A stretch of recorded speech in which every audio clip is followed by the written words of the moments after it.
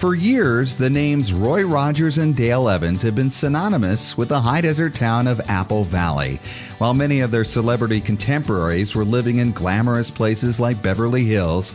The King of the Cowboys and the Queen of the West made rural Apple Valley their home for more than 30 years. We like the heritage that Roy and Dale took and brought to this community, the Western type heritage, and what we have going on with that. The Rogers first came to Apple Valley in the 1950s at the invitation of developers Bud Westland and Newt Bass. Soon they had opened the Roy Rogers Apple Valley Inn, which attracted many A-list celebrities of the time, including Tony Curtis, Lucille Ball, and John Wayne. In fact, Bob Hope once described the inn as a place of pure joy and untroubled happiness.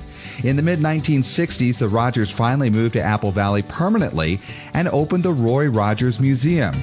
The museum is long gone, but the familiar fort-like building is still there today. Roy and Dale quickly became part of the community, with many residents having fond memories of the Rogers. Well, I went to a church where Roy and Dale went to church, the Church of the Valley.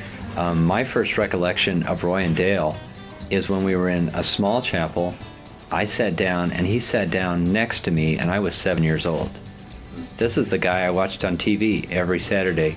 And so we stood up to sing one of the hymns, and he put his arm around me and we sang that hymn together, and that's how he was. I mean, as you grow up here, you saw them all that time. In fact, over time, seeing Roy and Dale throughout town became more and more common. There was a time when Roy would ride his motorcycle around if somebody new moved into town and stop and chat with them and welcome them. It's kind of like the welcome wagon, you know.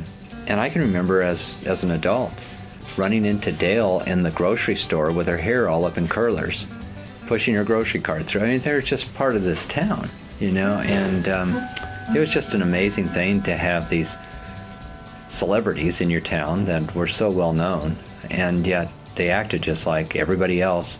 I even had an opportunity to meet Roy and Dale back in the 1990s and found them to be bigger than life, yet down to earth.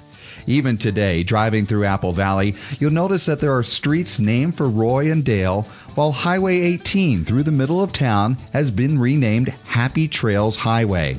But the Rogers didn't just live in Apple Valley, they contributed as well, establishing the Happy Trails Foundation to work with troubled youth. The foundation is still in Apple Valley, and many celebrities still participate in its annual golf tournament. And Dale Evans was instrumental in helping build a chapel at the Sunset Memorial Park in Apple Valley that bears the name of her and Roy. Shortly after the passing of Roy, she came back at me and said, "Chet, I want to build a chapel in memory of Roy's name."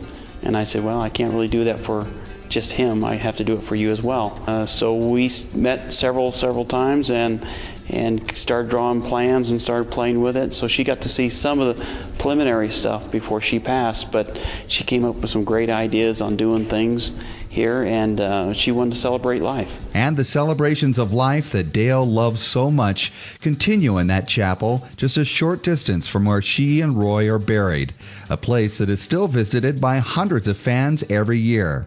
And while they've been gone for a number of years, the impact of Roy Rogers and Dale Evans in Apple Valley is still evident today.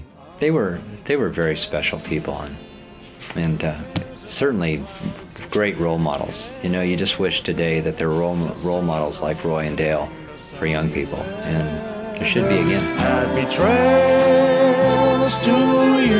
In Apple Valley, I'm David Wiley for Southern California Life.